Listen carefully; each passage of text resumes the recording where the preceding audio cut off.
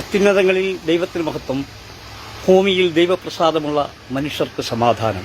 ഒരു ധനുമാസത്തിന്റെ കുളിരണിഞ്ഞ രാത്രിയിൽ ആട്ടുപേർ കേട്ട ഒരു അശരീ ഞെട്ടി ഉണർന്ന അവർ വീണ്ടും ഒരു അരുളിപ്പാട് കേൾക്കുകയുണ്ടായി. ദൈവത്തിന്റെ ഏകജാതനായ പുത്രൻ കന്യാമറിയത്തിന്റെ മകനായി ബേത്ലഹേമിലെ കാലിത്തൊഴുത്തിൽ പിറന്നിരിക്കുന്നു. മാനവരാശിയുടെ പാപപരിഹാരത്തിനായി ജനിച്ച ആ കുഞ്ഞിനെ യേശു എന്ന് വിളിപ്പേരിട്ടു.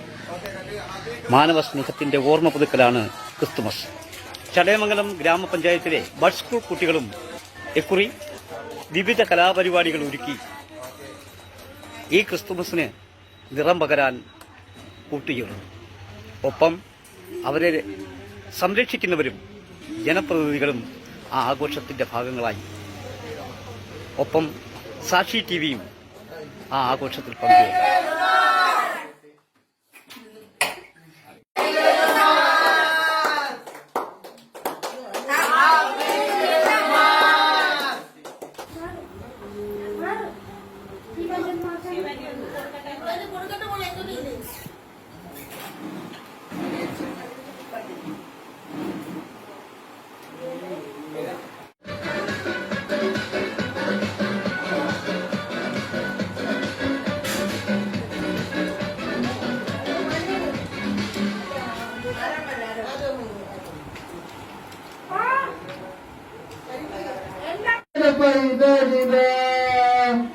കാരോട് കേട്ടിരുന്നു ദൈവമെന്നും ജീവന്റെ പാതയിൽ കാരുണ്യവനം കരുണാകരുന്നു ആലോലവാടി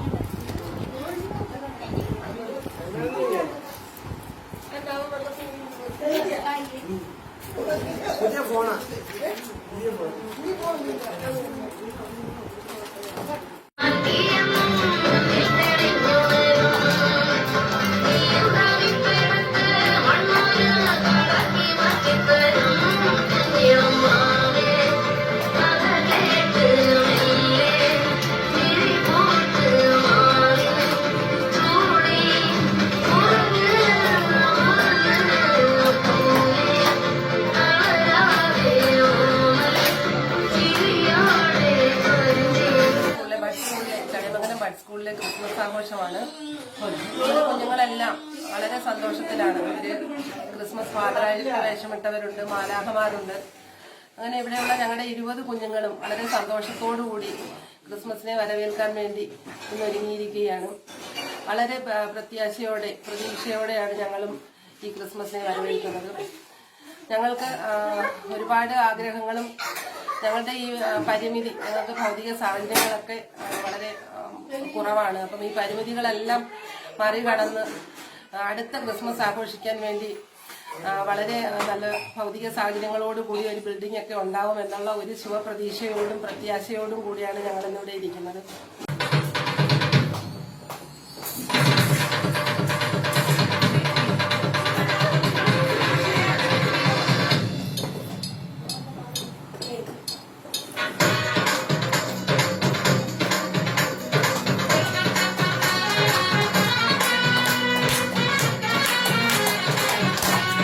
എല്ലാ അംഗങ്ങൾക്കും ആശംസ പറയുക എന്നുള്ളതാണ്.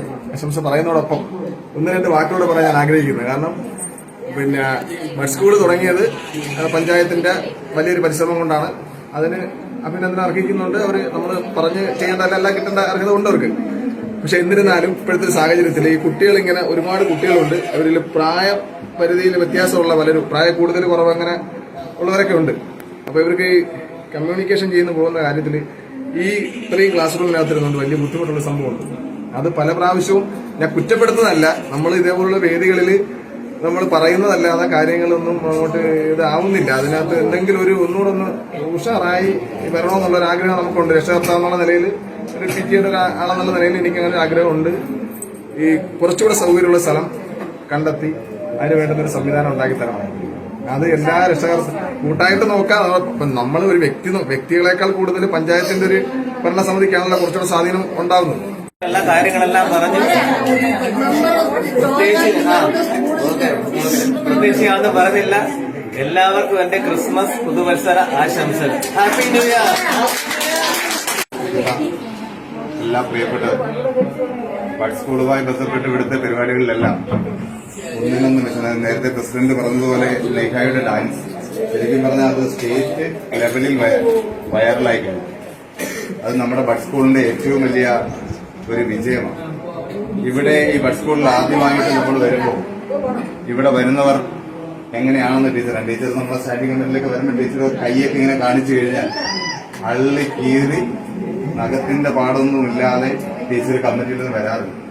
എന്തെല്ലാം ബുദ്ധിമുട്ടുകളാണ് ടീച്ചർ കമ്മിറ്റികളിൽ പറയുക എന്ന് പറഞ്ഞു കഴിഞ്ഞാൽ അത് നമുക്ക് വിവരണത്തിന് അതീതമാണ്. അത്രയും ബുദ്ധിമുട്ടുണ്ടായിരുന്ന നമ്മുടെ ബഡ് സ്കൂളിലെ കുട്ടികളെ ഇന്ന് സംസ്ഥാനം ശ്രദ്ധിക്കുന്ന തരത്തിൽ കലാകാരികളായിട്ടായാലും കലാകാരന്മാരായിട്ടായാലും അല്ലെങ്കിൽ മറ്റു പാഠ്യേതര പ്രവർത്തനങ്ങളിലായാലും അവരുടെ ജീവിത മാർഗങ്ങൾക്ക് വേണ്ടിയുള്ള എല്ലാവിധ പ്രവർത്തനത്തിനും നേതൃത്വം നൽകിക്കൊണ്ടാണ് നമ്മുടെ ബഡ് സ്കൂൾ നിലവിൽ പ്രവർത്തിക്കുന്നത്. വന്ന് ഇവരെയൊക്കെ ഒന്ന് കണ്ടിട്ട് പോയതേ ഉള്ളൂ. അപ്പൊ ഇവിടെ വന്നപ്പോ എനിക്ക് ബോധ്യപ്പെട്ടൊരു കാര്യം ഇവിടുത്തെ ഒരു സ്ഥലപരിമിതിയാണ്. ഒരു ഇച്ചിരി കൂടെ ഞാൻ പഞ്ചായത്ത് സെക്രട്ടറിയായിട്ട് സംസാരിച്ചിരുന്നു. അപ്പോൾ സ്ഥലം ഏറ്റെടുക്കുന്നതിനെ ചൊല്ലിയുള്ള കാര്യങ്ങളൊക്കെ ഞങ്ങൾ സംസാരിച്ചിട്ടുണ്ടായിരുന്നു. പക്ഷെ ഇപ്പൊ തൽക്കാലം ഇനിയിപ്പോ ഉടനെ സ്ഥലം ഏറ്റെടുത്ത് പുതിയൊരു കെട്ടിടം ഉണ്ടാക്കുന്നത് വരെ ഇവർക്ക് ഈ അസൗകര്യം ബുദ്ധിമുട്ടായിട്ടാണ് എനിക്ക് തോന്നിയിട്ടുള്ളത്. അപ്പൊ അത് തൽക്കാലം കുറച്ചുകൂടെ സൗകര്യമുള്ള എവിടോട്ടെങ്കിലും മാറുന്നതിനെ കുറിച്ച് നമുക്ക് ആലോചിക്കേണ്ടിയിരിക്കുന്നു. അപ്പൊ പഞ്ചായത്തിൽ ഞാനത് സംസാരിക്കാമെന്ന് വിചാരിച്ചിരിക്കുകയാണ്. കുറച്ചുകൂടെ സൗകര്യം, ഇച്ചിരൂടെ വലിയ സ്ഥല സൗകര്യമുള്ളൊരു പ്രദേശം, ഇത്രയും 20 കുട്ടികൾക്ക് ഇരിക്കാൻ തക്കൊണ്ടുള്ളൊരു സൗകര്യക്കുറവുണ്ട് ഇവിടെ. അപ്പൊ അതിനൊരു പരിഹാരം കണ്ടെത്താൻ ഉള്ള ശ്രമത്തിലാണ് ഞാൻ. അത് പഞ്ചായത്തിലെ ബാക്കിയുള്ളവരും കൂടെ ആയിട്ട് ആലോചിച്ചിട്ട് എന്താ വേണ്ടതെന്ന് വെച്ചാൽ ചെയ്യാമെന്ന് വിചാരിക്കുന്നു. പിന്നെ എല്ലാവരും അനങ്ങാതിരിക്കുകയാണ് എല്ലാവരും അല്ലേ? പാട്ടൊക്കെ പാടണ്ടേ? വേണം. അവരെല്ലാരും പാട്ട് പാടാനും പരിപാടിയാണ്ട് ഗിഫ്റ്റ്, ക്രിസ്മസ് ഗിഫ്റ്റ് ഒക്കെ വാങ്ങിച്ച്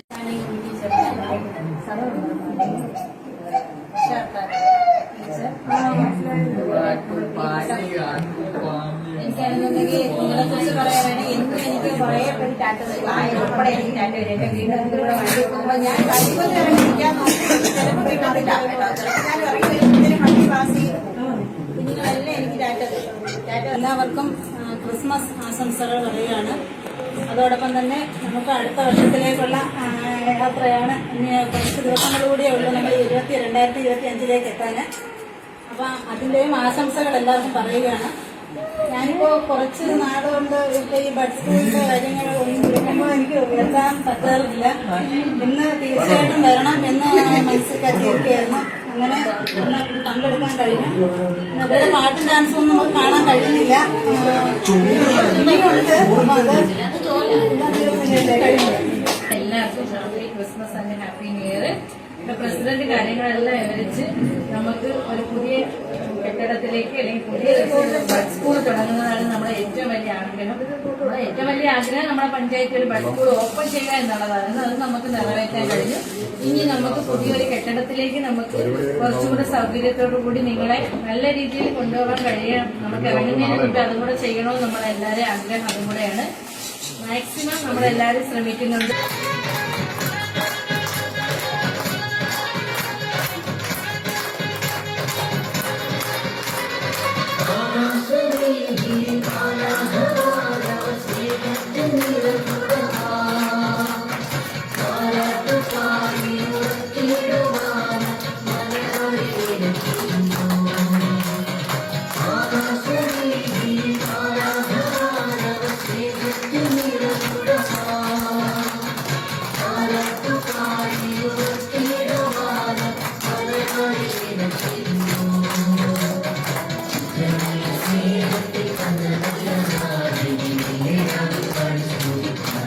ഏവർക്കും ഒരു നല്ല ക്രിസ്മസ് ആശംസിച്ചുകൊണ്ട് ചടയമംഗലം ഗ്രാമപഞ്ചായത്തിലെ ബഡ് സ്കൂളിൽ നിന്നും സാക്ഷി ടിവിക്ക് വേണ്ടി രാജ്മോഹനൻ.